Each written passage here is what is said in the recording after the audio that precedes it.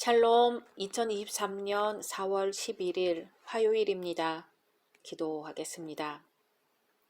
주님, 오늘도 주의 말씀으로 하루를 시작합니다. 살아가는 주님, 주님의 은혜로 사순절을 보내게 해주시니 감사드립니다. 이제 부활주의를 지내고 새롭게 하루하루를 살아갈 때 십자가를 가슴에 새김과 동시에 부활의 능력 또한 가슴에 새기게 하옵소서. 예수님의 이름으로 기도드립니다. 아멘. 오늘의 말씀은 열왕기상 11장입니다. 솔로몬 왕이 바로의 딸 외에 이방의 많은 여인을 사랑하였으니 곧 모압과 암몬과 에돔과 시돈과 헷 여인이라. 여호와께서 일찍이 이 여러 백성에 대하여 이스라엘 자손에게 말씀하시기를 너희는 그들과 서로 통혼하지 말며 그들도 너희와 서로 통혼하게 하지 말라. 그들이 반드시 너희의 마음을 돌려 그들의 신들을 따르게 하리라 하셨으나 솔로몬이 그들을 사랑하였더라. 왕은 후궁이 700명이요 첩이 300명이라. 그의 여인들이 왕의 마음을 돌아서게 하였더라. 솔로몬의 나이가 많을 때에 그의 여인들이 그의 마음을 돌려 다른 신들을 따르게 하였으므로 왕의 마음이 그의 아버지 다윗의 마음과 같지 아니하여 그의 하나님 여호와 앞에 온전하지 못하였으니 이는 시돈 사람의 여신 아스다롯을 따르고 암몬 사람의 가증한 밀곰을 따름이라. 솔로몬이 여호와의 눈앞에서 악을 행하여 그의 아버지 다윗이 여호와를 온전히 따름같이 따르지 아니하고 모압의 가증한 그모스를 위하여 예루살렘 앞 산에 산당을 지었고 또 암몬 자손의 가증한 몰록을 위하여 그와 같이 하였으며 그가 또 그의 이방 여인들을 위하여 다 그와 같이 한지라. 그들이 자기의 신들에게 분향하며 제사하였더라. 솔로몬이 마음을 돌려 이스라엘의 하나님 여호와를 떠나므로 여호와께서 그에게 진노하시니라. 여호와께서 일찍이 2번이나 그에게 나타나시고 이 일에 대하여 명령하사 다른 신을 따르지 말라 하셨으나 그가 여호와의 명령을 지키지 않았으므로 여호와께서 솔로몬에게 말씀하시되 내게 이러한 일이 있었고 또 내가 내 언약과 내가 내게 명령한 법도를 지키지 아니하였으니 내가 반드시 이 나라를 내게서 빼앗아 내 신하에게 주리라. 그러나 내 아버지 다윗을 위하여 내 세대에는 이 일을 행하지 아니하고 내 아들의 손에서 빼앗으려니와 오직 내가 이 나라를 다 빼앗지 아니하고 내 종 다윗과 내가 택한 예루살렘을 위하여 한 지파를 내 아들에게 주리라 하셨더라. 여호와께서 에돔 사람 하닷을 일으켜 솔로몬의 대적이 되게 하시니 그는 왕의 자손으로서 에돔에 거하였더라. 전에 다윗이 에돔에 있을 때에 군대 지휘관 요압이 가서 죽임을 당한 자들을 장사하고 에돔의 남자를 다 쳐서 죽였는데 요압은 에돔의 남자를 다 없애기까지 이스라엘 무리와 함께 6달 동안 그곳에 머물렀더라. 그때의 하닷은 작은 아이라 그의 아버지 신하 중 에돔 사람 몇몇과 함께 도망하여 애굽으로 가려 하여 미디안을 떠나 바란에 이르고 거기서 사람을 데리고 애굽으로 가서 애굽 왕 바로에게 나아가매 바로가 그에게 집과 먹을 양식을 주며 또 토지를 주었더라. 하닷이 바로의 눈앞에 크게 은총을 얻었으므로 바로가 자기의 처제 곧 왕비 다브네스의 아우를 그의 아내로 삼음에 다브네스의 아우가 그로 말미암아 아들 그누밧을 낳았더니 다브네스가 그 아이를 바로의 궁중에서 젖을 떼게 하매 그누밧이 바로의 궁에서 바로의 아들 가운데 있었더라. 하닷이 애굽에 있어서 다윗이 그의 조상들과 함께 잔 것과 군대 지휘관 요압이 죽은 것을 듣고 바로에게 아뢰되 나를 보내어 내 고국으로 가게 하옵소서. 바로가 그에게 이르되 내가 나와 함께 있어 무슨 부족함이 있기에 내 고국으로 가기를 구하느냐 대답하되 없나이다. 그러나 아무쪼록 나를 보내옵소서 하였더라. 하나님이 또 엘리아다의 아들 르손을 일으켜 솔로몬의 대적자가 되게 하시니 그는 그의 주인 소바 왕 하닷 에셀에게서 도망한 자라. 다윗이 소바 사람을 죽일 때에 르손이 사람들을 자기에게 모으고 그 무리의 괴수가 되어 다메섹으로 가서 살다가 거기서 왕이 되었더라. 솔로몬의 일평생에 하닷이 끼친 환란 외에 르손이 수리아 왕이 되어 이스라엘을 대적하고 미워하였더라. 솔로몬의 신하 느밧의 아들 여로보암이 또한 손을 들어 왕을 대적하였으니 그는 에브라임 족속인 스레다 사람이요 그의 어머니의 이름은 스루아이니 과부더라. 그가 손을 들어 왕을 대적하는 까닭은 이러하니라. 솔로몬이 밀로를 건축하고 그의 아버지 다윗의 성읍이 무너진 것을 수축하였는데 이 사람 여로보암은 큰 용사라. 솔로몬이 이 청년의 부지런함을 보고 세워 요셉 족속의 일을 감독하게 하였더니 그 즈음에 여로보암이 예루살렘에서 나갈 때에 실로 사람 선지자 아히야가 길에서 그를 만나니 아히야가 새 의복을 입었고 그 두 사람만 들에 있었더라. 아히야가 자기가 입은 새 옷을 잡아 12조각으로 찢고 여로보암에게 이르되 너는 10조각을 가지라. 이스라엘의 하나님 여호와의 말씀이 내가 이 나라를 솔로몬의 손에서 찢어 빼앗아 10지파를 내게 주고 오직 내 종 다윗을 위하고 이스라엘 모든 지파 중에서 택한 성읍 예루살렘을 위하여 한 지파를 솔로몬에게 주리니 이는 그들이 나를 버리고 시돈 사람의 여신 아스타롯과 모압의 신 그모스와 암몬 자손의 신 밀곰을 경배하며 그의 아버지 다윗이 행함 같지 아니하여 내 길로 행하지 아니하며 나 보기에 정직한 일과 내 법도와 내 율례를 행하지 아니함이니라.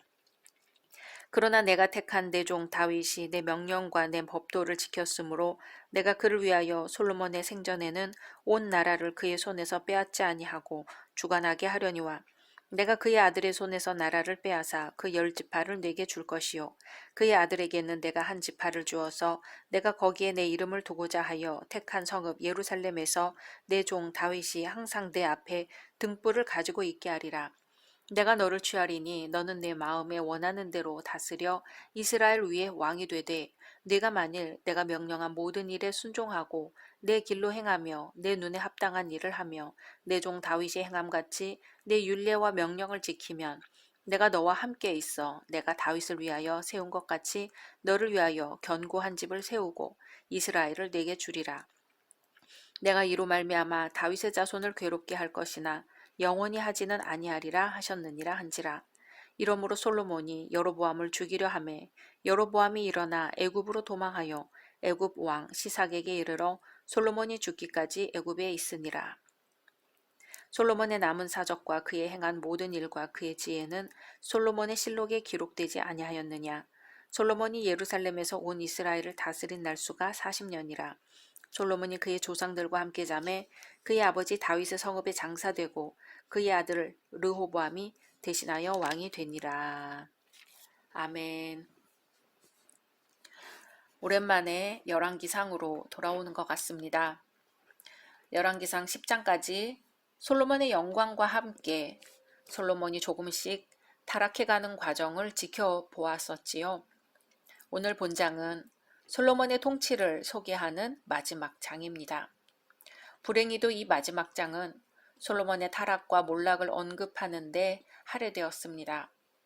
앞장에서 솔로몬의 타락은 그 조짐을 보였고 마침내 본장에서는 본격적인 솔로몬의 타락 경위와 이로 인해 하나님의 심판이 있음을 밝히고 있는 것이지요.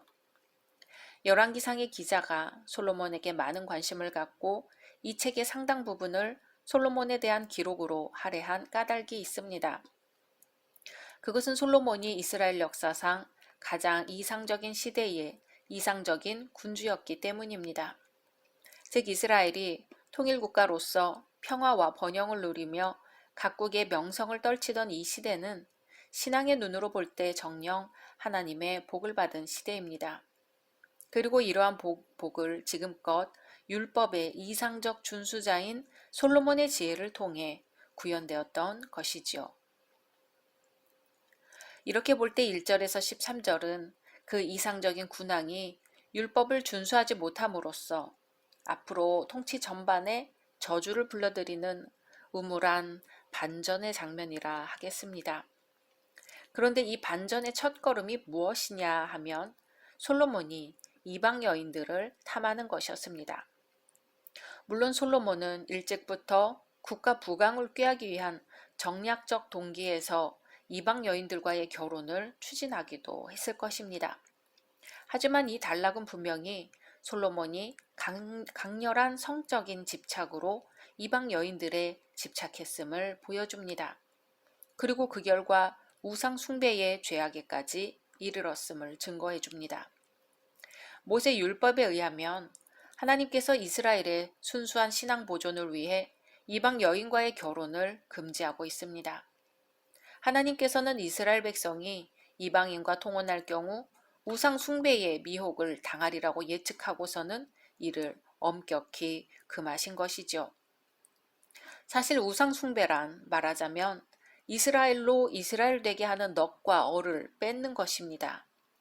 또한 하나님의 백성으로서 우상 숭배에 빠지는 것은 하나님을 배반하는 행위이자 질투하시는 하나님의 극한 분노를 불러일으키는 것입니다.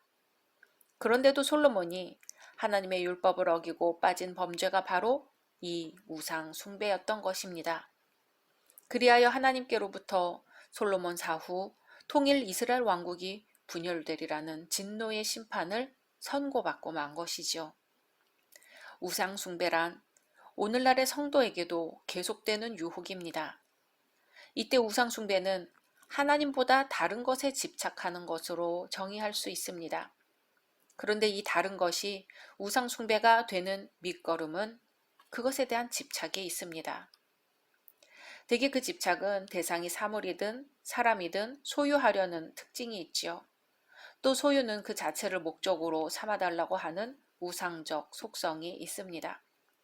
현대사회가 보여주는 바 자본의 움직임이야말로 그 단적인 예라고 할 수 있습니다. 물질이 없이 이 세상을 살아갈 수는 없으나 지나친 소유관념은 문제입니다. 위로는 하나님 사랑, 아래로는 이웃 사랑으로 살아야 하는 성도들조차 재물을 움켜쥐고서는 도무지 베푸는 삶을 살지 못하는 것 역시 그 한 예라 할 수 있습니다. 물질을 이용하되 하나님을 위해 사용한다는 기독교의 청지기 의식을 기억해야 할 것입니다. 하나님보다 더 사랑한다면 그 역시 우상 숭배죄에 다름아는 것을 기억해야 할 것입니다. 14절에서 25절은 솔로몬의 범죄에 대한 하나님의 심판을 구체적으로 열거합니다. 솔로몬의 우상 숭배에 대한 주된 심판인 왕국 분열은 솔로몬의 아들대로 미뤄집니다. 하지만 여기저기에서 솔로몬의 대적들이 일어난 것을 볼 수 있지요. 에돔인 하닷, 아람인 르손 등이 일어나 솔로몬을 대적하고 나선 것입니다. 솔로몬이 율법을 준수하고 하나님께 순종하는 동안에는 사방에 평화가 있었습니다. 그러나 솔로몬의 우상 숭배로 하나님과의 관계에 금이 가자 사방의 평화 역시 깨진 것입니다. 26절에서 40절은 하나님의 심판, 이스라엘 왕국의 분열이 어떻게 일어나게 되었는지 그 발단을 보여주는데요. 여로보암이란 인물이 등장합니다. 여로보암은 이스라엘의 유력 지파인 에브라임 출신입니다. 솔로몬이 그를 백성들의 감역관으로 세운 점이나 백성들 중 여로보암 지지 세력들이 상당수 있었던 점으로 보아 여로보암은 어떤 면으로든 뛰어난 인물이었음에 분명합니다. 그러나 하나님께서 이러한 여로보암을 택하사 솔로몬을 징계하기 위한 도구로 사용하신 것은 결단코 여로보암이 능력 있는 자이거나 선한 양심의 소유자였기 때문이 아닙니다. 다만 하나님께서 적절한 때를 좇아 적절한 인물을 주권적으로 선택하여 사용하신 것일 뿐입니다. 이 나라를 내게서 빼앗아 내 신복에게 주리라고 한 것은 이미 하나님께서 솔로몬에게 한 예고이지요. 그에 따라 이제 하나님께서는 선지자 아히야를 여로보암에게 보내사 솔로몬 사후 왕국이 분열될 것이며 그때 여로보암이 이스라엘 10지파의 왕이 될 것임을 일러 주십니다. 그리고 그에 덧붙여 만일 여로보암이 하나님의 율례와 명령을 성실히 준행하면 그의 가문의 왕위가 오래도록 지속될 것임을 약속하십니다. 그러므로 여로보암은 솔로몬이 죽고 하나님께서 자신을 왕위에 세우시기까지 겸손히 자신의 때를 기다려야 했습니다. 특히 하나님께서는 다윗을 기억하사 솔로몬을 완전히 버리지 아니하시고 솔로몬의 후손들에게 이스라엘 한 지파를 주리라고 분명히 밝히셨습니다. 그러나 여로보암은 그러하지 않았습니다. 오히려 여로보암은 하나님의 말씀을 무시하고 솔로몬 왕조를 일시에 전복시키려 반역을 도모하였습니다. 그리고 그에 실패하자 솔로몬을 피해 애굽으로 피신하였습니다. 그리하여 여로보암이 다시금 고국으로 돌아와 이스라엘 10지파의 왕이 된 것은 하나님의 예고대로 솔로몬이 죽고 난 다음에서야 가능하였습니다. 이러한 내용들은 솔로몬이 자신의 죄의 대가로 치르는 고통과 괴로움이 혹독했음을 여실히 보여줍니다. 이제 자신의 충직한 신복이었던 여로보암으로부터도 배반을 당하고 만 것입니다. 인간의 진정한 안녕과 기타의 모든 복은 하나님과 동행할 때 누릴 수 있을 뿐임을 여기서 보게 됩니다. 41절에서 43절은 이스라엘 최고의 황금기에 화려한 군주 생활을 했던 솔로몬의 죽음을 짤막하게 보도합니다. 별다른 임종의 장면도 솔로몬의 유언도 전혀 소개되고 있지 않습니다. 솔로몬의 이전의 화려한 통치에 대하여는 열렬히 소개해 왔는데 솔로몬의 최후에 대해서는 불과 3절로 처리하고 있습니다.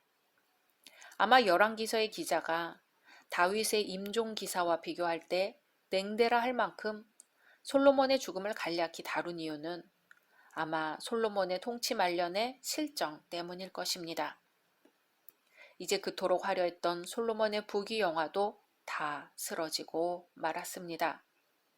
그러므로 우리가 정녕 부러워해야 할 것은 이 세상의 권세도 부귀도 공명도 아님을 알 수 있습니다.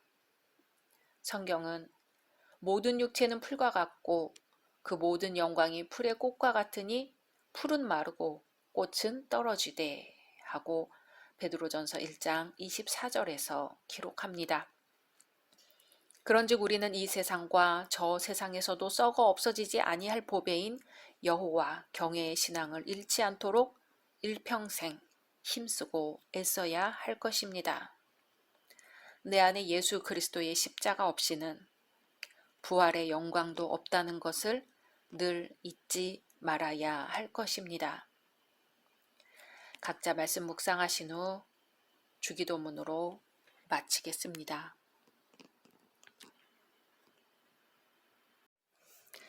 샬롬, 2023년 4월 12일 수요일입니다. 기도하겠습니다. 주님, 오늘도 주의 말씀으로 하루를 시작합니다. 사랑하는 주님, 오늘 내딛는 한 걸음이 주님의 나라를 위한 걸음이 되게 해주시고 오늘 내뱉는 한마디에 예수 그리스도의 마음이 있게 하옵소서. 예수님의 이름으로 기도드립니다. 아멘. 오늘의 말씀은 열왕기상 12장입니다. 르호보암이 세겜으로 갔으니 이는 온 이스라엘이 그를 왕으로 삼고자 하여 세겜에 이르렀음이더라. 느밧의 아들 여로보암이 전에 솔로몬 왕의 얼굴을 피하여 애굽으로 도망하여 있었더니 이제 그 소문을 듣고 여전히 애굽에 있는 중에 무리가 사람을 보내 그를 불렀더라. 여로보암과 이스라엘의 온 회중이 와서 르호보암에게 말하여 이르되 왕의 아버지가 우리의 멍에를 무겁게 하였으나 왕은 이제 왕의 아버지가 우리에게 시킨 고역과 매운 무거운 멍에를 가볍게 하소서. 그리하시면 우리가 왕을 섬기겠나이다. 르호보암이 대답하되 갔다가 3일 후에 다시 내게로 오라 하매 백성이 가니라. 르호보암 왕이 그의 아버지 솔로몬의 생전에 그 앞에 모셨던 노인들과 의논하여 이르되 너희는 어떻게 충고하여 이 백성에게 대답하게 하겠느냐. 대답하여 이르되 왕이 만일 오늘 이 백성을 섬기는 자가 되어 그들을 섬기고 좋은 말로 대답하여 이르시면 그들이 영원히 왕의 종이 되리이다 하나 왕이 노인들이 자문하는 것을 버리고 자기 앞에 모셔 있는 자기와 함께 자라난 어린 사람들과 의논하여 이르되 너희는 어떻게 자문하여 이 백성에게 대답하게 하겠느냐. 백성이 내게 말하기를 왕의 아버지가 우리에게 매운 멍에를 가볍게 하라 하였느니라. 함께 자라난 소년들이 왕께 아뢰어 이르되 이 백성들이 왕께 아뢰기를 왕의 부친이 우리의 멍에를 무겁게 하였으나 왕은 우리를 위하여 가볍게 하라 하였은즉 왕은 대답하기를 내 새끼 손가락이 내 아버지의 허리보다 굵으니 내 아버지께서 너희에게 무거운 멍에를 매게 하였으나 이제 나는 너희의 멍에를 더욱 무겁게 할지라. 내 아버지는 채찍으로 너희를 징계하였으나 나는 정갈 채찍으로 너희를 징계하리라 하소서.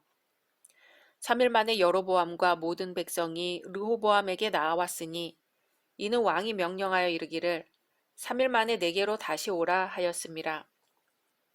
왕이 포악한 말로 백성에게 대답할세 노인의 자문을 버리고 어린 사람들의 자문을 따라 그들에게 말하여 이르되 내 아버지는 너희의 멍에를 무겁게 하였으나 나는 너희의 멍에를 더욱 무겁게 할지라. 내 아버지는 채찍으로 너희를 징계하였으나 나는 정갈 채찍으로 너희를 징치하리라 하니라. 왕이 이같이 백성의 말을 듣지 아니하였으니 이 일은 여호와께로 말미암아 난 것이라. 여호와께서 전에 실로 사람 아히야로 느밧의 아들 여로보암에게 하신 말씀을 이루게 하심이더라. 온 이스라엘이 자기들의 말을 왕이 듣지 아니함을 보고 왕에게 대답하여 이르되 우리가 다윗과 무슨 관계가 있느냐. 이새의 아들에게서 받을 유산이 없도다. 이스라엘아 너희의 장막으로 돌아가라. 다윗이여 이제 너는 내 집이나 돌아보라 하고 이스라엘이 그 장막으로 돌아가니라. 그러나 유다 성읍들에 사는 이스라엘 자손에게는 르호보암이 그들의 왕이 되었더라. 르호보암 왕이 역군의 감독 아도람을 보냈더니 온 이스라엘이 그를 돌로 쳐 죽인지라. 르호보암 왕이 급히 수레에 올라 예루살렘으로 도망하였더라. 이에 이스라엘이 다윗의 집을 배반하여 오늘까지 이르렀더라. 온 이스라엘이 여로보암이 돌아왔다 함을 듣고 사람을 보내 그를 공회로 청하여 온 이스라엘의 왕으로 삼았으니 유다 지파 외에는 다윗의 집을 따르는 자가 없으니라. 르호보암이 예루살렘에 이르러 유다 온 족속과 베냐민 지파를 모으니 택한 용사가 18만 명이라. 이스라엘 족속과 싸워 나라를 회복하여 솔로몬의 아들 르호보암에게 돌리려 하더니 하나님의 말씀이 하나님의 사람 스마야에게 임하여 이르시되 솔로몬의 아들 유다 왕 르호보암과 유다와 베냐민 온 족속과 또 그 남은 백성에게 말하여 이르기를 여호와의 말씀이 너희는 올라가지 말라. 너희 형제 이스라엘 자손과 싸우지 말고 각기 집으로 돌아가라. 이 일이 나로 말미암아 난 것이라 하셨다 하라 하신지라. 그들이 여호와의 말씀을 듣고 그 말씀을 따라 돌아갔더라. 여로보암이 에브라임 산지에 세겜을 건축하고 거기서 살며 또 거기서 나가서 분우엘을 건축하고 그의 마음에 스스로 이르기를 나라가 이제 다윗의 집으로 돌아가리로다. 만일 이 백성이 예루살렘에 있는 여호와의 성전에 제사를 드리고자 하여 올라가면 이 백성의 마음이 유다 왕된 그들의 주 르호보암에게로 돌아가서 나를 죽이고 유다의 왕 르호보암에게로 돌아가리로다 하고 이에 계획하고 두 금송아지를 만들고 무리에게 말하기를 너희가 다시는 예루살렘에 올라갈 것이 없도다. 이스라엘아 이는 너희를 애굽 땅에서 인도하여 올린 너희의 신들이라 하고 하나는 베델에 두고 하나는 단에 둔지라. 이 일이 죄가 되었으니 이는 백성들이 단까지 가서 그 하나에게 경배함이더라. 그가 또 산당들을 짓고 레위 자손 아닌 보통 백성으로 제사장을 삼고 여덟째 달 곧 그 달 15째 날로 절기를 정하여 유다의 절기와 비슷하게 하고 제단에 올라가되 베델에서 그와 같이 행하여 그가 만든 송아지에게 제사를 드렸으며 그가 지은 산당의 제사장을 베델에서 세웠더라. 그가 자기 마음대로 정한 달 곧 여덟째 달 15째 날로 이스라엘 자손을 위하여 절기로 정하고 베델에 쌓은 제단에 올라가서 분향하였더라. 아멘. 오늘 말씀은 솔로몬 통치 말기에서 보여준 왕국 균열이 현실화되는 것을 보여줍니다.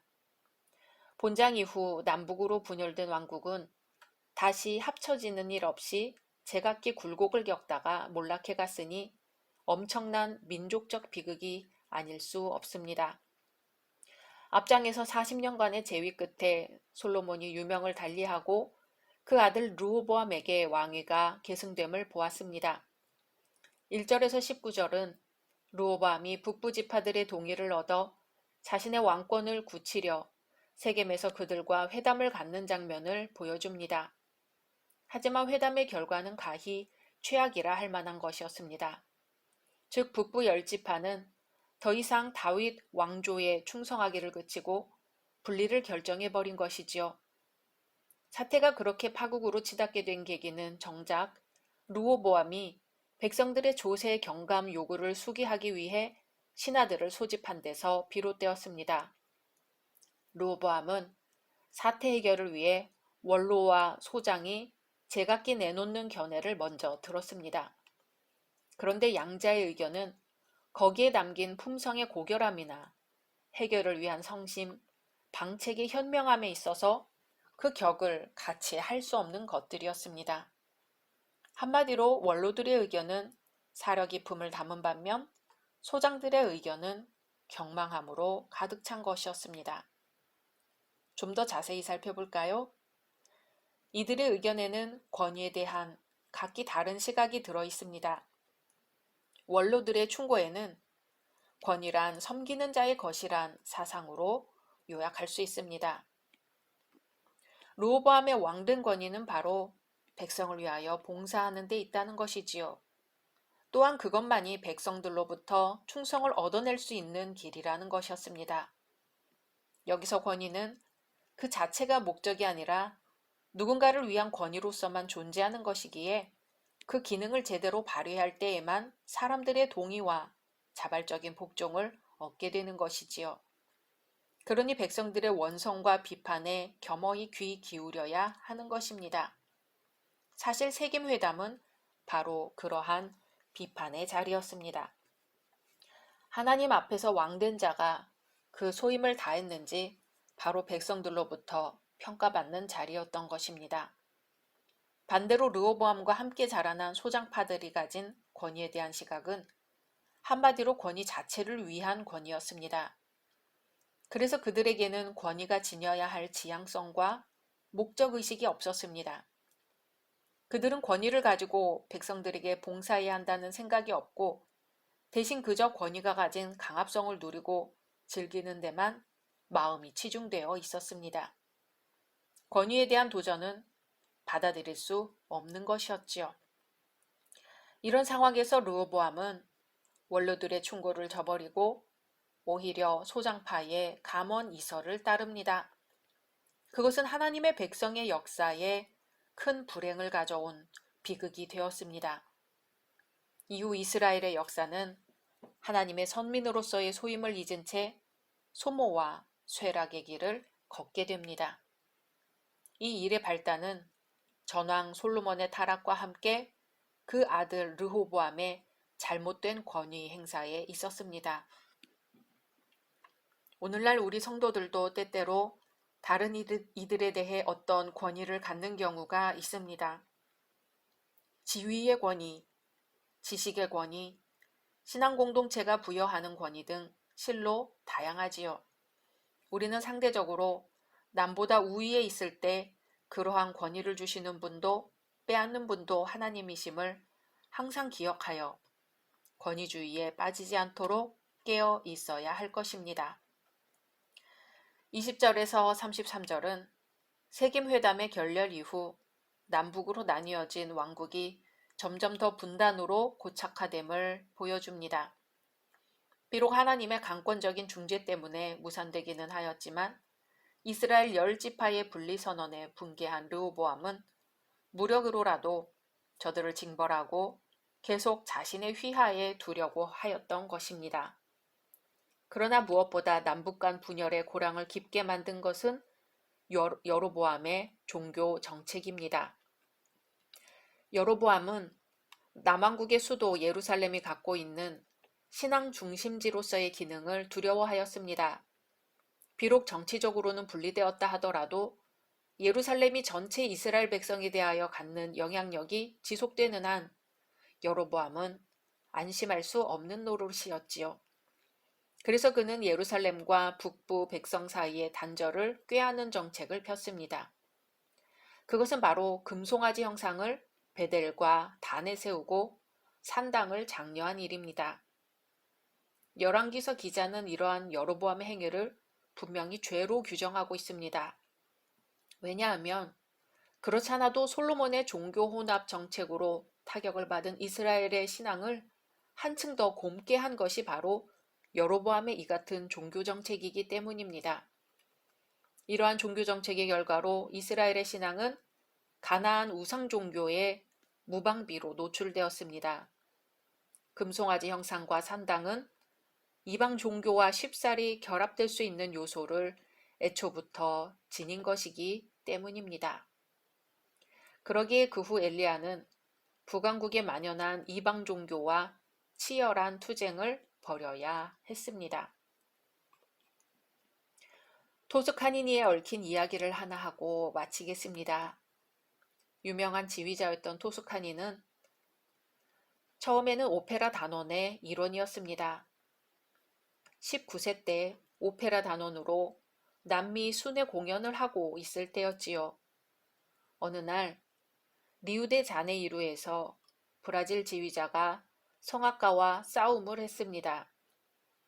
화가 난 지휘자는 공연이 시작되기 직전에 지휘를 포기했습니다. 동료 지휘자가 지휘를 했지만 그 지휘자는 청중의 야유를 받으면서 물러서야 했습니다. 청중은 인류 지휘자를 요구했지요. 다른 방법이 없었습니다. 연주할 악보 전체를 외우고 있는 사람은 첼리스트였던 토스카니니밖에 없었기 때문에 단원들은 토스카니니를 지휘자로 세울 수밖에 없었습니다. 토스카니니는 지휘대에 올라가 지휘봉을 잡고서 천천히 오케스트라를 지휘하기 시작했습니다. 청중은 숨을 죽이고 토스카니니의 지휘를 지켜보았습니다. 연주가 끝났을 때 청중은 토스카니니에게 열렬한 박수를 보냈습니다. 이 사건을 계기로 토스카니니는 명성과 부를 얻을 수 있었습니다. 몇 년 후 그는 많은 사람들에 의해 가장 위대한 지휘자로 불리게 되었으며 명예음악홀의 전설이 되었습니다. 물론 토스카니니는 훌륭한 능력을 갖고 있었습니다. 하지만 미리 꾸준히 준비하고 있었기 때문에 기회가 왔을 때 그 기회를 잡을 수 있었습니다. 링컨은 이런 말을 했습니다. 공부하고 준비하면 반드시 기회는 온다고요. 성도 역시 기회를 잡을 준비를 해야 합니다. 기회는 가끔 우연히 오지만 준비하는 것에는 우연이 없기 때문입니다. 신앙도 꾸준히 준비하고 믿음을 쌓아야 합니다. 주의 날이 도적같이 오기 때문입니다. 하나님은 여로보암에게 기회를 주셨습니다. 이스라엘 10지파를 다스릴 기회를 주셨습니다. 그러나 여로보암은 하나님이 주신 기회를 금송아지 섬기는 데에 써버렸습니다. 하나님의 나라를 분열시키는데 1등 공신이 되었습니다. 하나님은 오늘 우리에게도 기회를 주셨습니다. 이 기회를 하나님의 영광을 위해 사용할지, 금송아지를 섬기는 데 사용할지 결단을 해야 할 것입니다. 이 결단은 예수께서 겟세마네 동산에서 내 뜻대로 마옵시고 아버지 뜻대로 하옵소서 하셨던 것과 같은 고난을 감수해야 할 수도 있습니다. 각자 말씀 묵상하신 후 주기도문으로 마치겠습니다.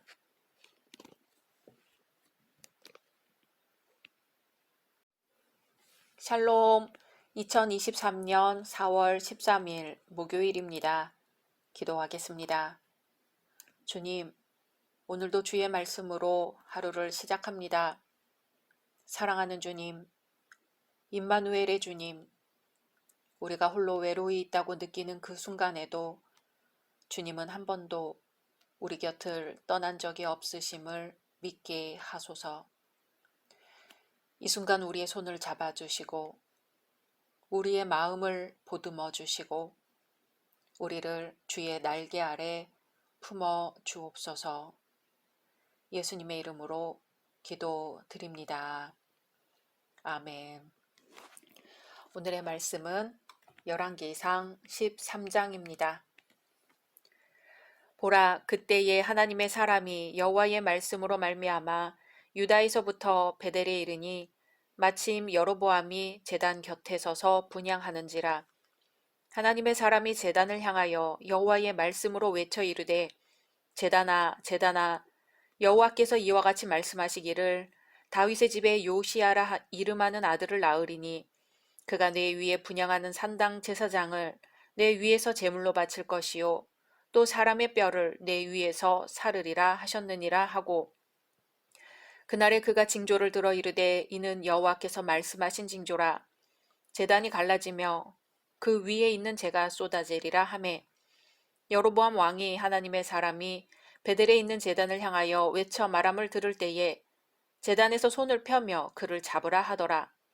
그를 향하여 편 손이 말라 다시 거두지 못하며 하나님의 사람이 여호와의 말씀으로 보인 징조대로 제단이 갈라지며 재가 제단에서 쏟아진지라. 왕이 하나님의 사람에게 말하여 이르되, 청하건대 너는 나를 위하여 내 하나님 여호와께 은혜를 구하여 내 손이 다시 성하게 기도하라. 하나님의 사람이 여호와께 은혜를 구하니 왕의 손이 다시 성하여 전과 같이 되니라. 왕이 하나님의 사람에게 이르되, 나와 함께 집에 가서 쉬라. 내가 네게 예물을 주리라. 하나님의 사람이 왕께 대답하되, 왕께서 왕의 집 절반을 내게 준다 할지라도 나는 왕과 함께 들어가지도 아니하고 이곳에서는 떡도 먹지 아니하고 물도 마시지 아니하리니 이는 곧 여호와의 말씀이 내게 명령하여 이르시기를 떡도 먹지 말며 물도 마시지 말고 왔던 길로 되돌아가지 말라 하셨음이니이다 하고, 이에 다른 길로 가고 자기가 베델에 오던 길로 되돌아가지도 아니하니라. 베델에 한 늙은 선지자가 살더니 그의 아들들이 와서 이날에 하나님의 사람이 베델에서 행한 모든 일을 그에게 말하고 또 그가 왕에게 드린 말씀도 그들이 그들의 아버지에게 말한지라. 그들의 아버지가 그들에게 이르되 그가 어느 길로 가더냐 하니 그의 아들들이 유다에서부터 온 하나님의 사람의 간 길을 보았음이라. 그가 그의 아들들에게 이르되 나를 위하여 나귀의 안장을 지우라. 그들이 나귀의 안장을 지우니 그가 타고 하나님의 사람을 뒤따라가서 상수리 나무 아래에 앉은 것을 보고 이르되 그대가 유다에서 온 하나님의 사람이냐? 대답하되 그러하다. 그가 그 사람에게 이르되 나와 함께 집으로 가서 떡을 먹으라. 대답하되 나는 그대와 함께 돌아가지도 못하겠고 그대와 함께 들어가지도 못하겠으며 내가 이곳에서 그대와 함께 떡도 먹지 아니하고 물도 마시지 아니하리니 이는 여호와의 말씀이 내게 이르시기를 네가 거기서 떡도 먹지 말고 물도 마시지 말며 또 내가 오던 길로 되돌아가지도 말라 하셨음이로다. 그가 그 사람에게 이르되 나도 그대와 같은 선지자라. 천사가 여호와의 말씀으로 내게 이르기를 그를 내 집으로 데리고 돌아가서 그에게 떡을 먹이고 물을 마시게 하라 하였느니라 하니 이는 그 사람을 속임이라. 이에 그 사람이 그와 함께 돌아가서 그의 집에서 떡을 먹으며 물을 마시니라. 그들이 상 앞에 앉아 있을 때에 여호와의 말씀이 그 사람을 데려온 선지자에게 임하니 그가 유다에서부터 온 하나님의 사람을 향하여 외쳐 이르되 여호와의 말씀에 내가 여호와의 말씀을 어기며 내 하나님 여호와께서 내게 내리신 명령을 지키지 아니하고 돌아와서 여호와가 너더러 떡도 먹지 말고 물도 마시지 말라 하신 곳에서 떡을 먹고 물을 마셨으니 내 시체가 내 조상들의 묘실에 들어가지 못하리라 하셨느니라 하니라. 그리고 자기가 데리고 온 선지자가 떡을 먹고 물을 마신 후에 그를 위하여 나귀의 안장을 지우니라. 이에 그 사람이 가더니 사자가 길에서 그를 만나 물어 죽임에 그의 시체가 길에 버림받으니 나귀는 그 곁에 서 있고 사자도 그 시체 곁에 서 있더라. 지나가는 사람들이 길에 버린 시체와 그 시체 곁에 선 사자를 보고 그 늙은 선지자가 사는 성읍에 가서 말한지라. 그 사람을 길에서 데리고 돌아간 선지자가 듣고 말하되 이는 여호와의 말씀을 어긴 하나님의 사람이로다. 여호와께서 그에게 하신 말씀과 같이 여호와께서 그를 사자에게 넘기심에 사자가 그를 찢어 죽였도다 하고 이에 그의 아들들에게 말하여 이르되 나를 위하여 나귀의 안장을 지우라. 그들이 안장을 지우매 그가 가서 본즉 그의 시체가 길에 버림받았고 나귀와 사자는 그 시체 곁에 서 있는데 사자가 시체를 먹지도 아니하였고 나귀를 찢지도 아니하였더라. 늙은 선지자가 하나님의 사람의 시체를 들어 나귀에 실어 가지고 돌아와 자기 성읍으로 들어가서 슬피 울며 장사하되 곧 그의 시체를 자기의 묘실에 두고 오호라대 형제여 하며 그를 위하여 슬피 우니라. 그 사람을 장사한 후에 그가 그 아들들에게 말하여 이르되 내가 죽거든 하나님의 사람을 장사한 묘실에 나를 장사하되 내 뼈를 그의 뼈 곁에 두라. 그가 여호와의 말씀으로 베델에 있는 제단을 향하고 또 사마리아 성읍들에 있는 모든 산당을 향하여 외쳐 말한 것이 반드시 이룰 것임이니라. 여로보암이 이 일 후에도 그의 악한 길에서 떠나 돌이키지 아니하고 다시 일반 백성을 산당의 제사장으로 삼되 누구든지 자원하면 그 사람을 산당의 제사장으로 삼았으므로 이 일이 여로보암 집의 죄가 되어 그 집이 땅 위에서 끊어져 멸망하게 되니라. 아멘. 솔로몬 왕 이후 이스라엘은 북이스라엘과 남유다로 분열되었습니다. 북왕국 이스라엘의 왕 여로보암은 하나님을 배반하고 베델이라는 곳에 우상의 단을 세웠습니다. 그리고 자기 마음대로 절기를 정한 후 제사를 드리는 죄악을 행하였습니다. 그러자 하나님께서는 한 이름 없는 유다 선지자에게 베델로 가서 왕의 잘못을 지적하라고 명하셨습니다. 1절에서 10절은 북이스라엘로 찾아간 첫 선지자에 관한 이야기입니다. 이 하나님의 사람은 하나님의 명을 받들어 여로보암 왕의 우상 숭배를 경고하러 유다에서 이스라엘로 향했습니다. 그가 이스라엘 베델에 도착했을 때 마침 여로보암 왕이 베델에서 분향하고 있었습니다. 이것은 심각한 죄이지요. 율법에 따르면 제사는 제사장이 드리게 되어 있습니다. 그리고 제사는 예루살렘 성전에서 드려야 합니다. 그런데 여로보암 왕은 율법을 어기고 있습니다. 예루살렘이 아닌 베델에서 제사장이 아닌 왕이 제사를 드리고 있는 것입니다. 이 모습을 목격한 하나님의 사람은 외칩니다. 제단아, 제단아, 여호와께서 이와 같이 말씀하시기를 다윗의 집에 요시아라 이름하는 아들을 낳으리니 그가 내 위에 분향하는 산당 제사장을 내 위에서 제물로 바칠 것이요 또 사람의 뼈를 내 위에서 사르리라 하셨느니라 하고 그날에 그가 징조를 들어 이르되 이는 여호와께서 말씀하신 징조라 제단이 갈라지며 그 위에 있는 재가 쏟아지리라 하매 하고 예언합니다. 왕에게 심한 책망의 말을 하는 일은 어려운 일입니다.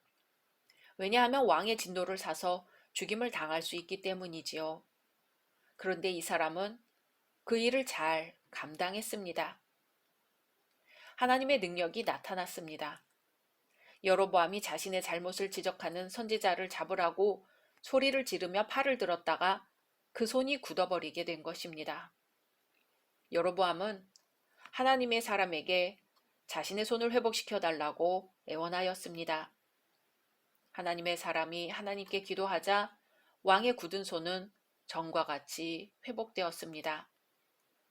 여로보암은 이 놀라운 일에 감동하여 하나님의 사람에게 함께 왕궁으로 가자고 제안하며 예물을 주겠다고 했습니다.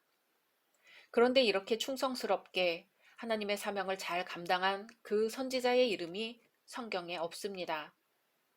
충성된 일꾼은 이렇게 겸손하게 보이지 않는 듯이랍니다. 자신은 감추고 오직 하나님의 영광만 나타내는 겸손한 사람입니다. 하나님의 사람은 대답합니다. 왕께서 왕의 집 절반을 내게 준다 할지라도 나는 왕과 함께 들어가지도 아니하고 이곳에서는 떡도 먹지 아니하고 물도 마시지 아니하리니. 하나님이 명령하시기를 떡도 먹지 말고 물도 마시지 말고 왔던 길로 되돌아가지도 말라고 하셨다는 거죠. 그래서 다른 길로 가고 자기가 베델에 오던 길로 되돌아가지도 않았습니다. 왜 갔던 길로 되돌아오지 말라 하셨을까요?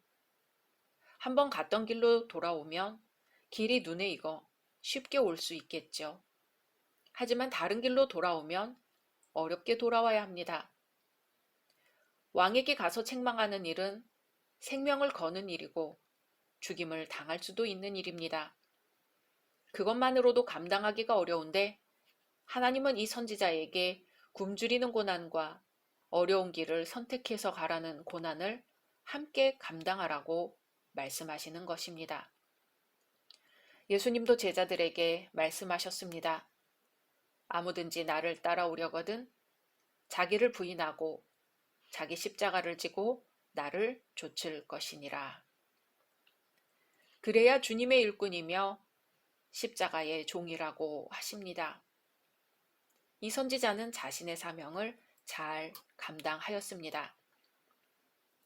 11절에서 34절에는 베델의 늙은 선지자 이야기가 이어집니다. 베델에도 한 늙은 선지자가 있었습니다. 그는 유다에서 온 하나님의 사람의 모든 언행을 자신의 아들들에게서 듣습니다. 그는 이 하나님의 사람의 일과는 전혀 관계가 없는 사람입니다. 그런데 돌아가는 하나님의 사람을 자신의 집으로 초청합니다. 그 늙은 선지자는 하나님이 지금 그를 초청해서 대접하라고 했다고 거짓말을 합니다. 이 하나님의 사람은 그동안에 하나님의 명령이 바뀐 줄로 생각한 것 같습니다. 같은 선지자인 늙은 선지자가 자신을 속일 줄은 꿈에도 생각지 못하고 그에게 들어가 그의 대접을 받았습니다. 그들이 상 앞에 있을 때에 여호와의 말씀이 그 사람을 데려온 선지자에게 임하여 말합니다.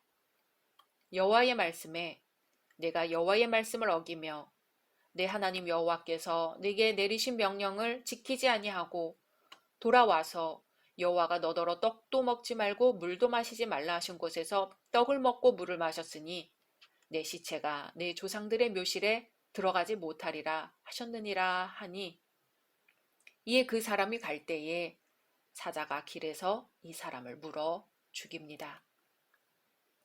신기한 것은 사자가 이 사람의 시신 곁에 그냥 서 있었던 것입니다. 나귀도 그 곁에 서 있었습니다. 이 소식을 들은 늙은 선지자는 나귀의 안장을 지우고 가서 그 죽은 하나님의 사람의 시체를 나귀에 실어가지고 돌아와 자기 묘실에 두고 옵니다. 그리고 자기 아들들에게 말하기를 자기가 죽거든 이 사람의 뼈 곁에 자기 뼈도 놓아달라고 합니다.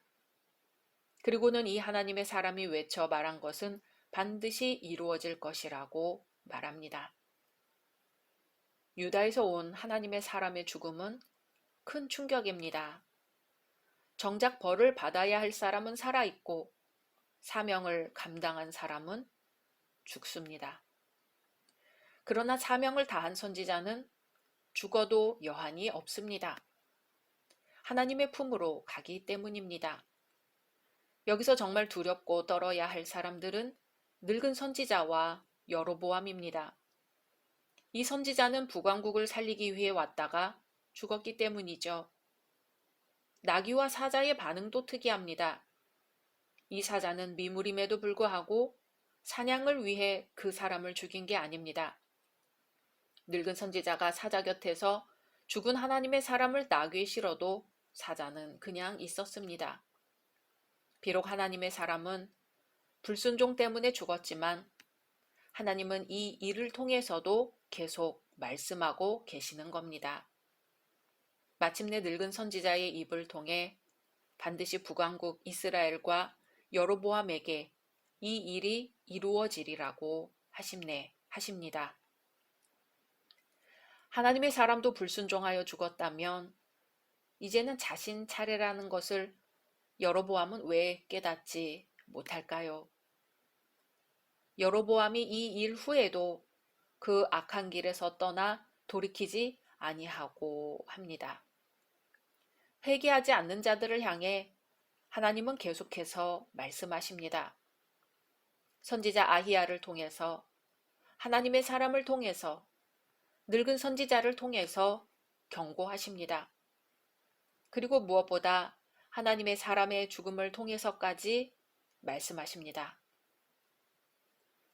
하나님은 성도의 삶에서 악은 모양이라도 버리라고 하셨지요.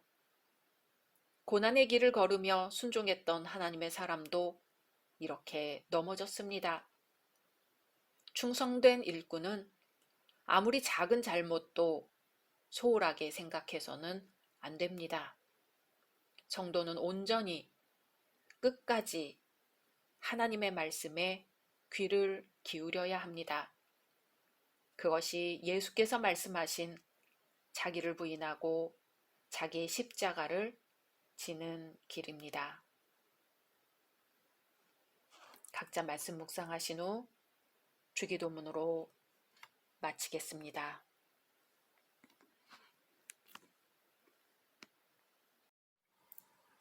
샬롬. 2023년 4월 14일 금요일입니다.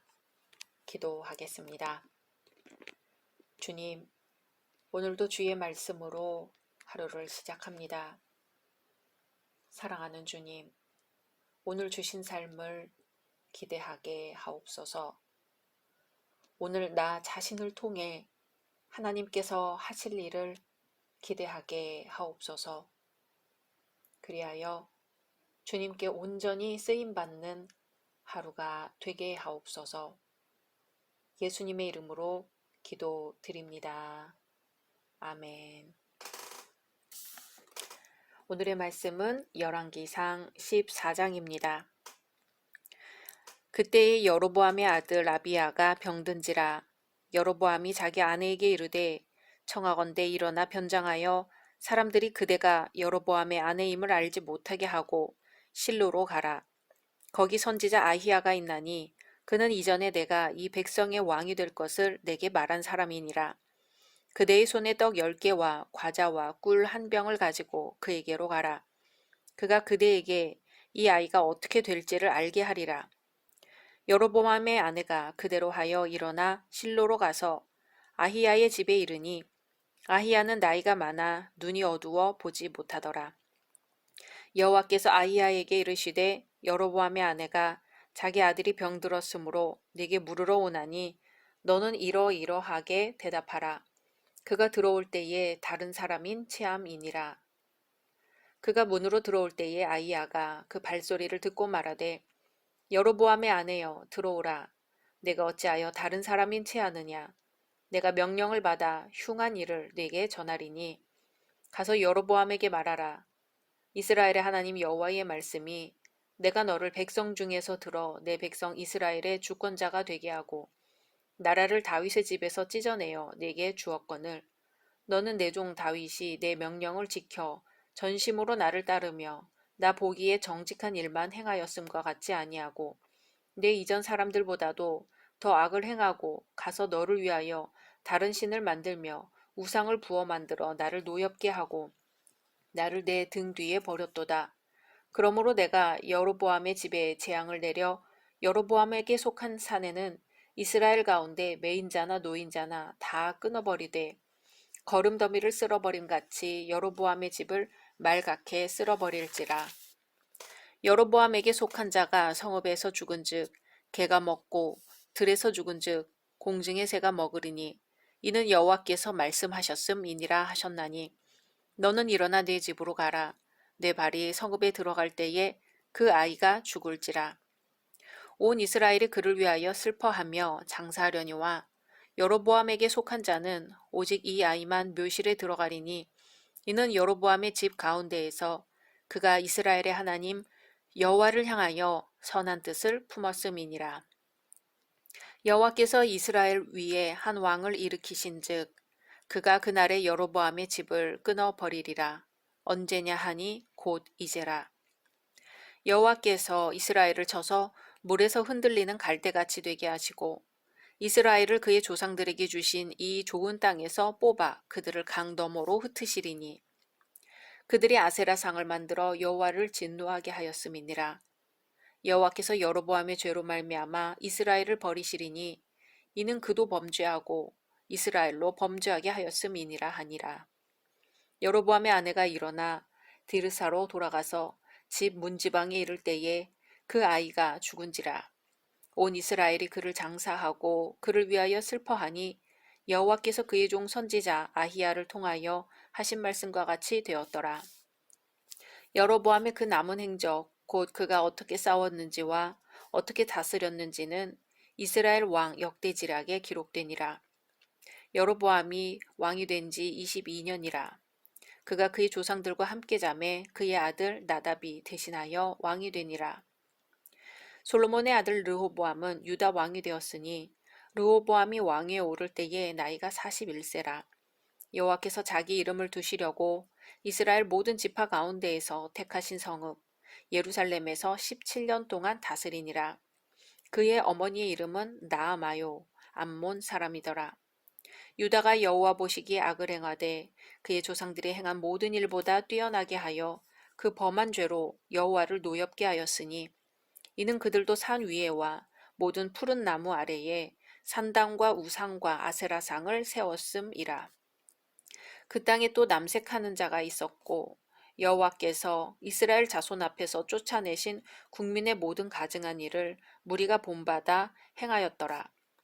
르호보암 왕 제5년에 애굽의 왕 시삭이 올라와서 예루살렘을 치고 여호와의 성전의 보물과 왕궁의 보물을 모두 빼앗고 또 솔로몬이 만든 금 방패를 다 빼앗은지라. 르호보암 왕이 그 대신 노수로 방패를 만들어 왕궁 문을 지키는 시위대 대장의 손에 맡김에 왕이 여호와의 성전에 들어갈 때마다 시위하는 자가 그 방패를 들고 갔다가 시위소로 도로 가져갔더라. 르호보암의 남은 사적과 그가 행한 모든 일은 유다 왕 역대지략에 기록되지 아니하였느냐. 르호보암과 여로보암 사이에 항상 전쟁이 있으니라. 르호보암이 그의 조상들과 함께 자니 그의 조상들과 함께 다윗성에 장사되니라. 그의 어머니의 이름은 나아마요 암몬 사람이더라. 그의 아들 아비암이 대신하여 왕이 되니라. 아멘. 하나님의 은혜는 늘 상상을 초월합니다. 하나님의 은혜는 심판받아 마땅한 경우에도 회개의 기회를 주시는 것으로 나타납니다. 우리 개인의 삶에 있어서도 전혀 깨닫지 못하거나 깨닫지만 태만하여 하나님께서 주신 기회를 놓치는 경우가 많습니다. 만일 하나님께서 한두 번 기회를 주시고 그래도 그렇게 심판하신다면 우리 중에 살아날 사람은 한 명도 없을 것입니다. 하나님의 자비하심이 오늘 우리를 살게 하고 있는 것이지요. 이스라엘 왕조에 여로보암이라는 사람이 등장합니다. 사울, 다윗, 솔로몬, 르호보암으로 이어지는 정통 왕조에 끼어들어 북이스라엘의 초대 왕이 된 사람이지요. 그런데 이 사람은 하나님 대신 우상을 도입하여 이스라엘이 대대로 우상 숭배를 하도록 하는 범죄의 원흉이 됩니다. 하나님은 여로보암에게 하나님께 돌아오도록 기회를 여러 차례 주시지만 여로보암은 하나님께서 주신 기회를 거절합니다. 하나님은 여로보암에게 어떤 기회를 주셨을까요? 첫째, 자녀의 질병을 통해 기회를 주십니다.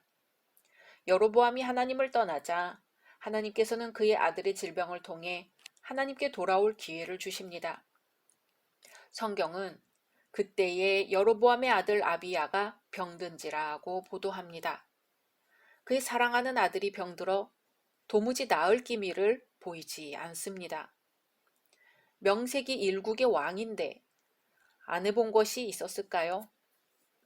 번민하던 중 하나님의 선지자 아히야를 부릅니다. 아히야 선지자는 자기가 왕이 될 것을 예언해 주었던 사람이었습니다. 사실 여로보암은 신앙에 대해서 별 희망을 걸고 있지 않았습니다. 그도 그럴 것이 당시 이스라엘에 있는 종교라는 것이 여호와를 상징하는 금송아지를 섬기는 것이었습니다. 자기가 만들어낸 종교에 능력이 있다고 믿는 사람이 있을까요? 그러나 자기 아들의 질병으로 인하여 그제야 마음속에 갈급함이 일어났습니다. 그러다가 자신에게 왕이 될 것이라고 예언해준 하나님의 선지자 아히야가 떠오르게 된 것이죠. 아마 아들의 질병만 아니었다면 여로보암은 결코 아히야를 생각해내지 않았을 것입니다. 그러므로 사랑하는 아들의 질병은 하나님을 잊고 하나님에게서 멀리 떠나 있는 여로보암에게 베푸신 하나님의 기회였던 것이죠. 고쳐지지 않는 아들의 질병은 괴로움이기는 했지만 하나님 앞으로 다시 이끄시려는 은혜이기도 했습니다. 둘째, 하나님은 여로보암의 거짓을 밝히심으로 기회를 주십니다. 여로보암은 선지자에게 자기가 직접 가지 않고 그의 아내를 변장시켜서 보냅니다. 변장하면 하나님이 몰라볼 것이라는 착각을 하고 있습니다. 여로보암이 하나님에 대해 전혀 모르거나 잘못 알고 있는 것이죠. 아마도 진솔한 모습으로 하나님 앞에 나아간다는 것이 내키지 않았을 것입니다.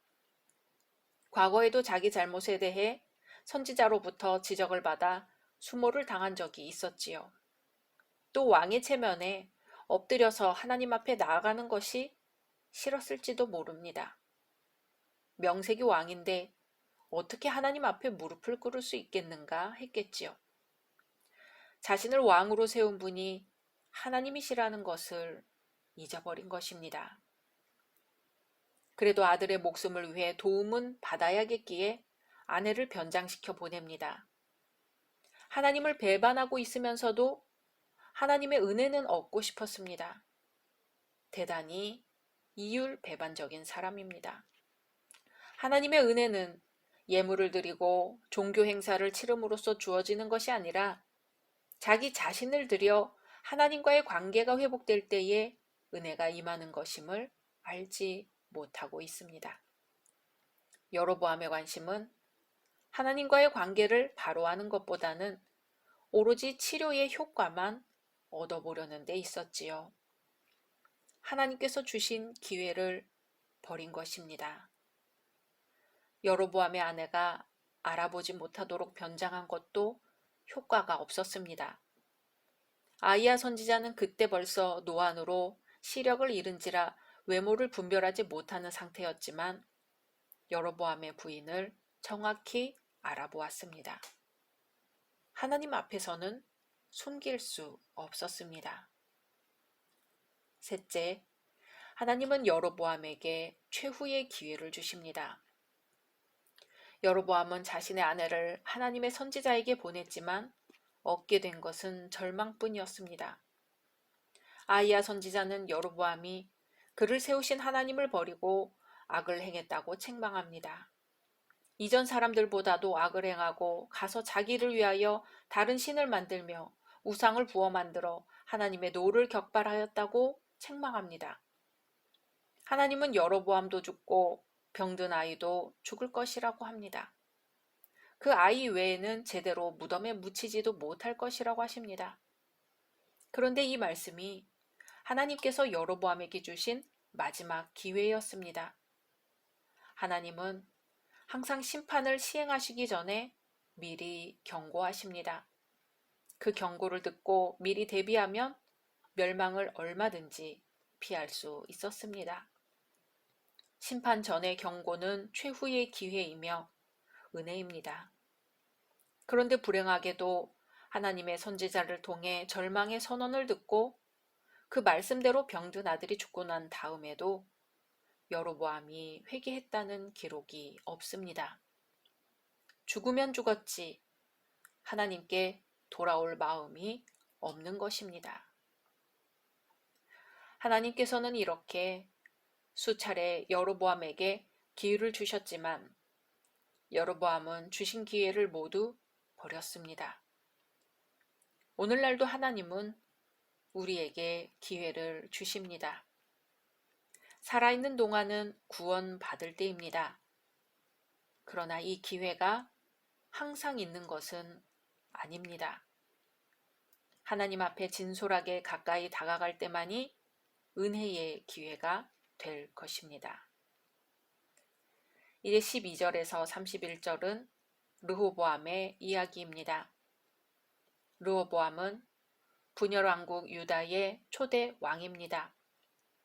솔로몬에 이어 이스라엘의 왕이 되지만 할아버지 다윗 왕과 솔로몬 왕이 이룩한 통일왕국을 남북으로 분열시킨 장본인입니다.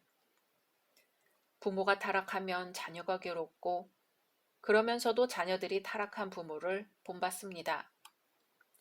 왕이 타락하면 백성이 괴롭고 그러면서도 백성은 타락한 왕을 본받습니다. 본문에는 르호보암에 대해 우호적인 말이 전혀 나오지 않습니다. 여로보암과 비교해 르호보암에 관한 역사가 먼저 마무리됩니다.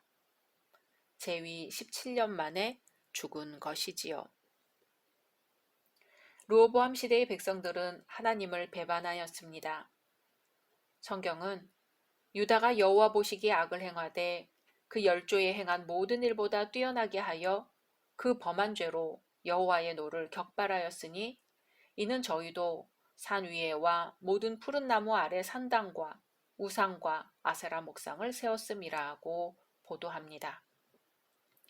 백성들 중에는 남색하는 자가 있었고 여호와께서 이스라엘 자손 앞에서 쫓아내신 국민의 모든 가증한 일을 무리가 본받아 행하였습니다.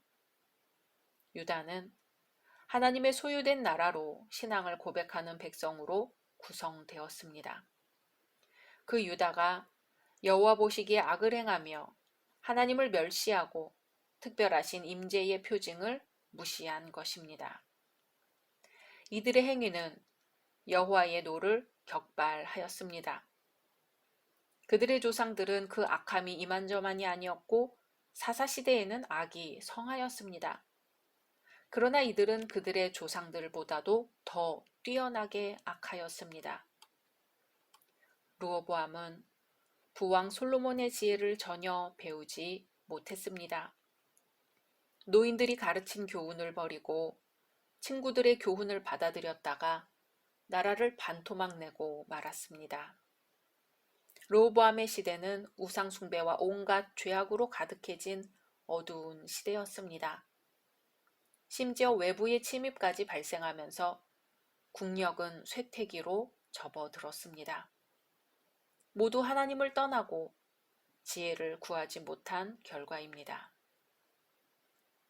여로보암과 르호보암은 각기 하나님의 말씀에 순종하지 않고 자기의 뜻대로 행하다가 결과적으로 자식을 잃거나 이방 족속에게 성전과 왕궁의 보물을 다 뺏겼습니다.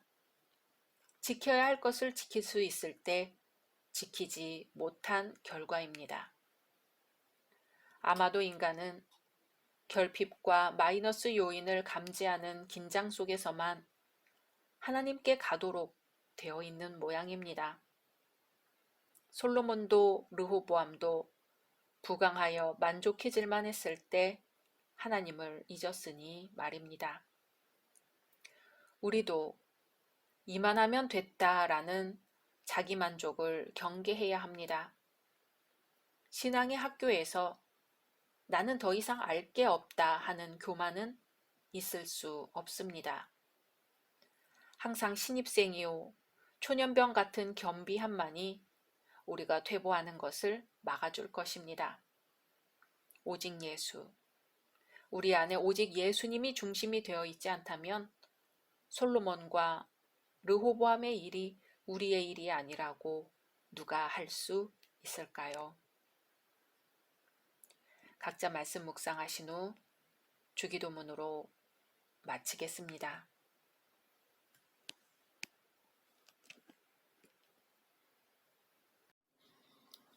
샬롬, 2023년 4월 15일 토요일입니다.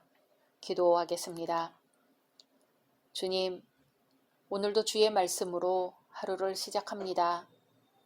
사랑하는 주님, 오늘 우리의 미소 속에서 주님의 미소가 드러나길 원합니다. 우리의 짧은 말 한마디 속에 주님의 말씀이 담기길 원합니다. 인도하옵소서. 예수님의 이름으로 기도드립니다. 아멘. 오늘의 말씀은 열왕기상 15장입니다. 느밧의 아들 여로보암 왕 18째 해에 아비암이 유다 왕이 되고 예루살렘에서 3년 동안 다스리니라. 그의 어머니의 이름은 마아가요 아비살롬의 딸이더라. 아비암이 그의 아버지가 이미 행한 모든 죄를 행하고 그의 마음이 그의 조상 다윗의 마음과 같지 아니하여 그의 하나님 여호와 앞에 온전하지 못하였으나 그의 하나님 여호와께서 다윗을 위하여 예루살렘에서 그에게 등불을 주시되 그의 아들을 세워 뒤를 잇게 하사 예루살렘을 견고하게 하셨으니 이는 다윗이 햇사람 우리아의 일 외에는 평생에 여호와 보시기에 정직하게 행하고 자기에게 명령하신 모든 일을 어기지 아니하였음이라. 르호보암과 여로보암 사이에 사는 날 동안 전쟁이 있었더니 아비암과 여로보암 사이에도 전쟁이 있으니라. 아비암의 남은 사적과 그 행한 모든 일은 유다 왕 역대지락에 기록되지 아니하였느냐. 아비암이 그의 조상들과 함께 자니 다윗성에 장사되고 그 아들 아사가 대신하여 왕이 되니라. 이스라엘의 여로보암 왕 제20년에 아사가 유다 왕이 되어 예루살렘에서 41년 동안 다스리니라. 그의 어머니의 이름은 마아가라. 아비살롬의 딸이더라. 아사가 그의 조상 다윗같이 여호와 보시기에 정직하게 행하여 남색하는 자를 그 땅에서 쫓아내고 그의 조상들이 지은 모든 우상을 없애고 또 그의 어머니 마아가가 혐오스러운 아세라상을 만들었으므로 태후의 위를 폐하고 그 우상을 찍어 기드론 시냇가에서 불살랐으나 다만 산당은 없애지 아니하니라. 그러나 아사의 마음이 일평생 여호와 앞에 온전하였으며 그가 그의 아버지가 성별한 것과 자기가 성별한 것을 여호와의 성전에 받들어 드렸으니 곧 은과 금과 그릇들이더라. 아사와 이스라엘의 왕 바아사 사이에 일생 동안 전쟁이 있으니라. 이스라엘의 왕 바아사가 유다를 치러 올라와서 라마를 건축하여 사람을 유다 왕 아사와 왕래하지 못하게 하려 한지라. 아사가 여호와의 성전 곳간과 왕궁 곳간에 남은 은금을 모두 가져다가 그 신하의 손에 넘겨 다메섹에 거주하고 있는 아람의 왕 헤시온의 손자 다브림몬의 아들 벤하닷에게 보내며 이르되 나와 당신 사이에 약조가 있고 내 아버지와 당신의 아버지 사이에도 있었느니라. 내가 당신에게 은금 예물을 보냈으니 와서 이스라엘의 왕 바아사와 세운 약조를 깨뜨려서 그가 나를 떠나게 하라 하매 벤하닷이 아사 왕의 말을 듣고 그의 군대 지휘관들을 보내 이스라엘 성읍들을 치되 이온과 단과 아벨 벤 마아가와 긴네렛 온 땅과 납달리 온 땅을 쳤더니 바아사가 듣고 라마를 건축하는 일을 중단하고 디르사에 거주하니라. 이에 아사 왕이 온 유다에 명령을 내려 한 사람도 모면하지 못하게 하여 바아사가 라마를 건축하던 돌과 제목을 가져오게 하고 그것으로 베냐민의 게바와 미스바를 건축하였더라. 아사의 남은 사적과 모든 권세와 그가 행한 모든 일과 성읍을 건축한 일이 유다왕 역대지락에 기록되지 아니하였느냐. 그러나 그는 늙음하게 발에 병이 들었더라. 아사가 그의 조상들과 함께 자매 그의 조상들과 함께 그의 조상 다윗의 성읍에 장사되고 그의 아들 여호사밧이 대신하여 왕이 되니라. 유다의 아사 왕 둘째 해에 여로보암의 아들 나답이 이스라엘 왕이 되어 2년 동안 이스라엘을 다스리니라. 그가 여호와 보시기에 악을 행하되 그의 아버지의 길로 행하며 그가 이스라엘에게 범하게 한 그 죄 중에 행한지라. 이에 이사갈 족속 아히야의 아들 바아사가 그를 모반하여 블레셋 사람에게 속한 기쁘돈에서 그를 죽였으니 이는 나답과 온 이스라엘이 기쁘돈을 애워싸고 있었음이더라. 유다의 아사 왕 셋째 해에 바아사가 나답을 죽이고 대신하여 왕이 되고 왕이 될 때에 여로보암의 온 집을 쳐서 생명 있는 자를 한 사람도 남기지 아니하고 다 멸하였는데 여호와께서 그의 종 실로 사람 아히야를 통하여 하신 말씀과 같이 되었으니 이는 여로보암이 범죄하고 또 이스라엘에게 범하게 한 죄로 말미암음이며 또 그가 이스라엘의 하나님 여호와를 노엽게 한 일 때문이었더라. 나답의 남은 사적과 행한 모든 일은 이스라엘 왕 역대지략에 기록되지 아니하였느냐. 아사와 이스라엘의 바사 왕 사이에 일생 동안 전쟁이 있으니라. 유다의 아사 왕 셋째 해에 아히야의 아들 바사가 디르사에서 모든 이스라엘의 왕이 되어 24년 동안 다스리니라. 바사가 여호와 보시기에 악을 행하되 여로보암의 길로 행하며 그가 이스라엘에게 범하게 한 그 죄 중에 행하였더라. 아멘. 앞장에서는 분열 왕국의 초대 왕들이 각각 소개되었습니다. 그리고 초대 왕들 각자의 유형이 이후 남북 왕국 각각의 역사와 모양이 닮았습니다. 오늘 말씀에서는 남북 왕국의 2, 3대 왕들이 소개되는데요. 그 중에는 비교적 긍정적으로 평가되는 왕도 있지만 대부분이 그렇지 못합니다. 그리고 거듭해서 남북 왕국 간의 전쟁이 일어납니다. 그런데 무엇보다도 주목할 점은요. 비록 3대까지밖에 진행되지 않았지만 그 왕의 계승이 이후 남북 왕국의 왕조와 닮았다는 점입니다. 즉 북왕국은 불과 2대 왕에 이르러 유혈 쿠데타로 왕조가 교체됩니다. 그리고 이 특성은 이후 북왕국 왕조 교체의 전형적인 모습이 되고 있습니다. 이에 비해 남왕국은 예루살렘에 우거한 다윗 왕조로 승계가 이어집니다. 이제 말씀 속으로 들어가 볼까요? 1절에서 8절은 유다의 제2대 왕 아비암의 통치를 언급합니다. 그러나 여기에서는 아비암의 어떤 치적도 서술되지 않습니다. 단지 아비암에 대한 평가와 그 통치에 대한 해석이 극히 간단하게 나옵니다. 그나마 그중 3절은 난데없이 다윗 기사로 할애가 됩니다. 이 단락에서 아비암에 대한 평가는 한마디로 하나님 앞에 온전치 못한 자란 사실입니다. 여기서 등장한 다윗은 아비암의 신실하지 못한 점을 재는 잣대로 등장합니다.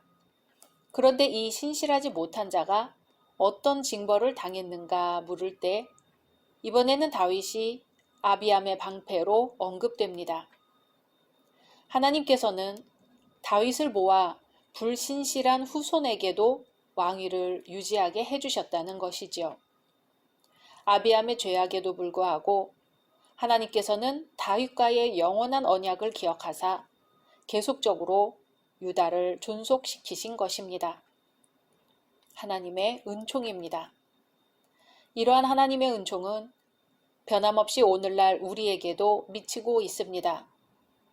오늘날 우리가 무수히 실수하고 넘어짐에도 불구하고 늘 구원의 확신을 지니고 끝끝내 믿음의 행진을 계속할 수 있는 것은 예수 그리스도 안에서 주어진 하나님의 영원한 언약이 있기 때문입니다.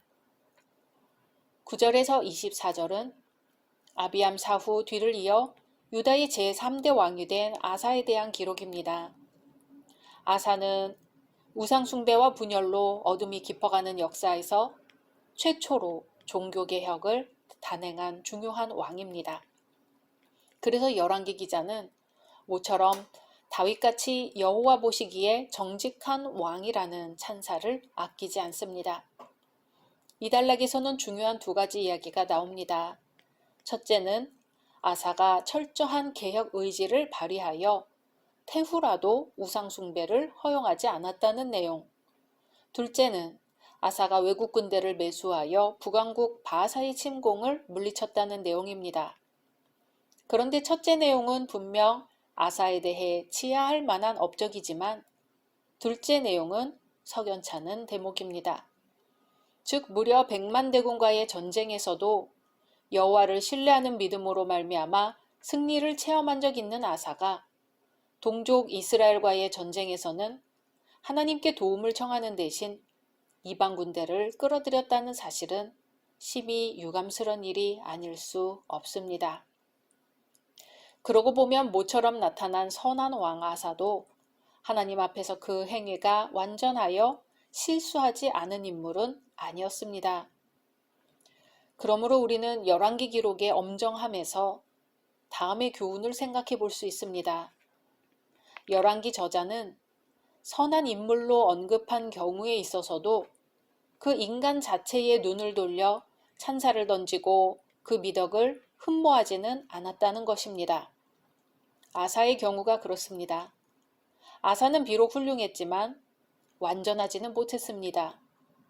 그래서 그도 다만 하나님의 은총으로 자신의 생명과 왕권을 유지할 수 있었을 따름입니다. 다시 말해 아사라고 흠이 없지는 않았지만 그 역시 아비암과 마찬가지로 언약에 신실하신 하나님의 은총이 있었기에 다윗 왕조를 이어갈 수 있었던 것입니다.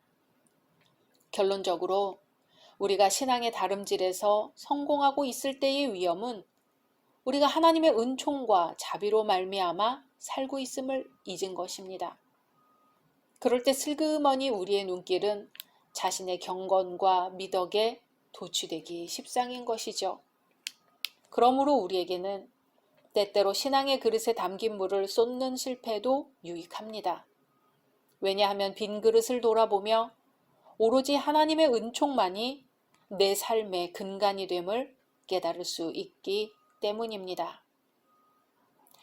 지금껏 유다 왕국의 2, 3대 왕에 대하여 언급했다면 25절에서 32절은 북왕국 이스라엘에게로 관심을 돌립니다. 그 중에서도 이 단락은 북왕국 2대 왕 나답에 대한 기록으로 나답은 불과 2년 만에 신하의 모반으로 일족과 함께 살해된 불행한 왕입니다. 2대 왕 나답 역시 그 아비 여로보암의 악을 쫓아 행하다가 바하사에게 반정을 당해 비참한 최후를 맞이하였음을 보여줍니다. 이 사건은 앞서 하나님께서 경고하신 예언의 성취이지요. 하나님께서는 여호와의 길을 떠난 여로보암 집안에 파멸을 선고하셨는데 바하사 왕조에 의해 그 예언이 성취된 것입니다. 여기서는 나답의 신상이나 치적 어느 것도 수록되어 있지 않습니다.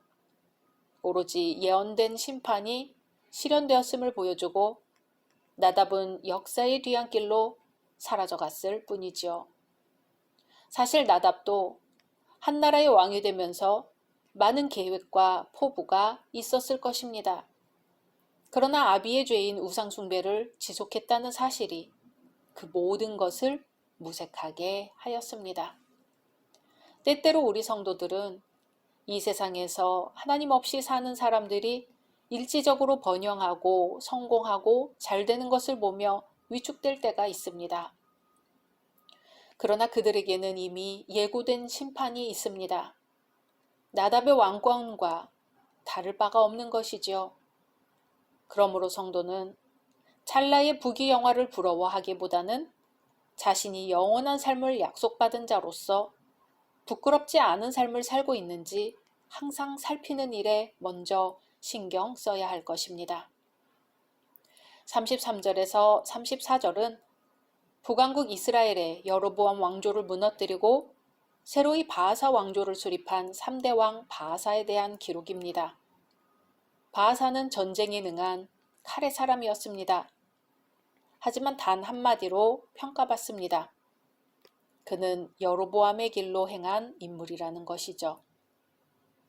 바하사의 즉위는 북왕국 왕조사에 여러모로 나쁜 전례를 남겼습니다. 즉 신하가 왕을 죽이고 정권을 찬탈하는 하극상과 유혈의 악습을 낳은 것이지요. 결국 칼로 승한 자는 칼로 망한다는 말씀에 본보기가 되었습니다. 종이컵은 20년 이상 땅속에서 썩지 않고 일회용 기저귀는 100년 이상, 심지어 컵라면 용기로 쓰이는 스티로폼은 500년 이상 지나야 썩어서 분해가 됩니다. 이렇게 쓰레기가 쌓인 곳에 건물을 지으려고 검토해봤더니 쓰레기들에서 나오는 가스가 언제 어떻게 폭발할지 모른다는 결과가 나왔습니다. 사람도 인격이 변화하는 데에는 상당한 시간이 필요합니다. 지나간 세월의 관습과 생각을 바꾼다는 것은 불가능에 가까울 정도로 어려운 일이지요. 신앙인이 되었다고 하더라도 과거의 습성은 남아서 종종 문제를 일으키는 것을 볼 수 있습니다. 유다왕 아사는 그의 조상 다윗과 같이 주께서 보시기에 정직하게 행한 사람이었습니다.